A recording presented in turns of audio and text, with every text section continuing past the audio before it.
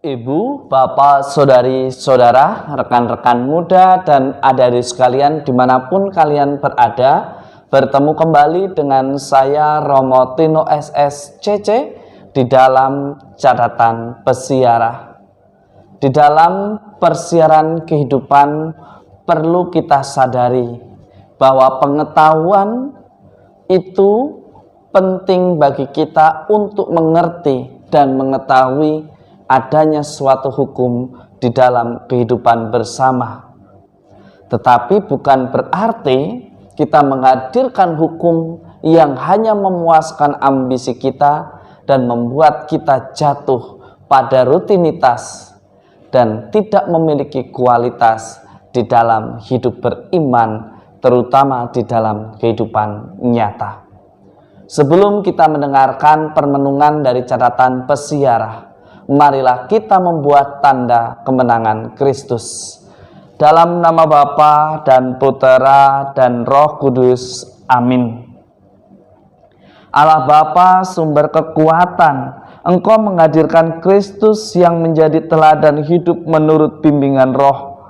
Semoga kami hidup seturut kehendak-Mu agar dapat mengendalikan keinginan duniawi dan menjadi anak-anak-Mu yang pantas dan kudus. Demi Kristus Tuhan dan pengantara kami. Amin. Ibu, bapak, saudari, saudara, rekan-rekan muda, dan adik-adik sekalian yang terkasih, jika Anda, saya, serta kita semua senantiasa mau mendengarkan sabda Allah, maka mestinya hidup kita senantiasa dituntun pada cara hidup dengan sikap rendah hati dan rela menerima sesama tanpa harus membanding-bandingkan dari mana ia berasal, dari suku mana ia datang, dan di mana kita tinggal, dan memaksakan kehendak kita agar semua orang melakukan seturut kebenaran yang menurut kita.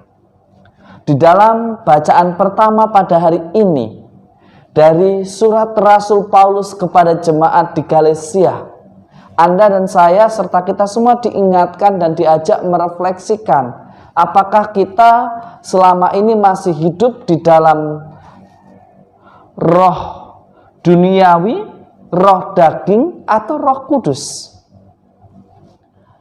Paulus memberikan sebuah gambaran kalau kita hidup di dalam kekuasaan atau dikendalikan oleh roh kedagingan, hidup di dalam kecemaran, tidak mampu mengendalikan hawa nafsu, pemujaan berhala, senang untuk melakukan percecokan, menggosip, dan selalu sibuk dengan kepentingan diri sendiri. Paulus juga memberikan gambaran hidup di dalam roh, selalu hidup dan berada di dalam kasih, penuh sukacita, damai sejahtera, dan di dalam kemerdekaan ia melakukan kebaikan, kesetiaan, sikap lemah lembut, dan juga penguasaan diri.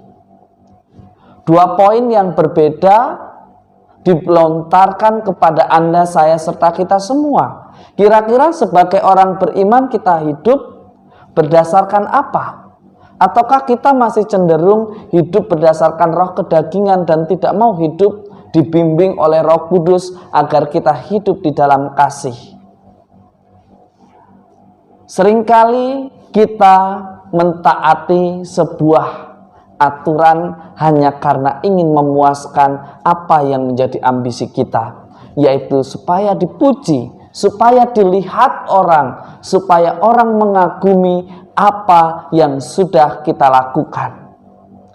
Di dalam Injil suci menurut Lukas pada hari ini, Yesus memberikan kritikan keras kepada orang-orang Farisi pada zamannya. Ia mengatakan, celakalah kalian, hai orang-orang Farisi, sebab kalian membayar persepuluhan, tetapi kalian mengabaikan keadilan dan kasih Allah.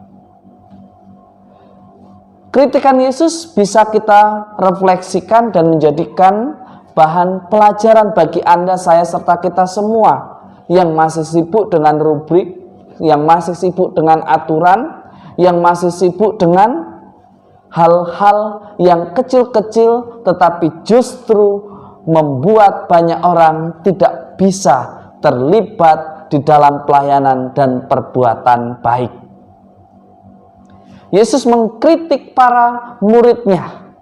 Anda, saya, serta kita semua diingatkan bahwa hidup sebagai orang beriman, kita belajar memiliki banyak pengetahuan dan juga memiliki pengetahuan tentang hukum, bukan justru menjadikan diri kita menjadi pribadi yang otoriter atau pribadi yang ingin menang sendiri, atau menjadi pribadi yang pergi ke gereja kerjaannya hanya melihat orang, mengawasi, dan pada saatnya hanya mengomentari ketika terjadi suatu kesalahan.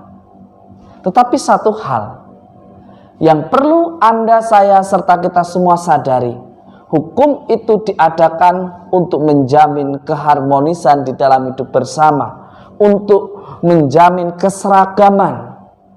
Tetapi sekali lagi, hukum janganlah justru hadir tetapi menolak suatu keadilan, menolak suatu kebenaran kasih. Bacaan hari ini sangat keras bagi Anda, saya, serta kita semua, terutama kita yang hidup baik, hidup kudus, hidup bijaksana hanya untuk dilihat, hanya supaya orang lain mengagumi dan memuji kita.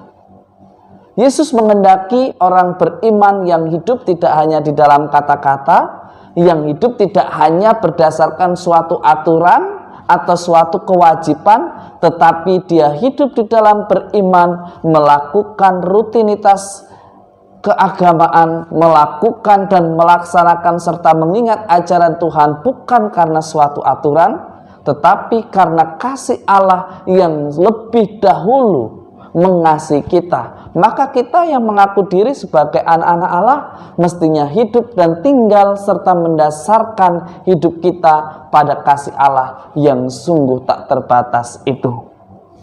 Memang hidup di dalam kasih Allah, di dalam kejujuran dan kebenaran tidaklah menjadi sesuatu yang mudah.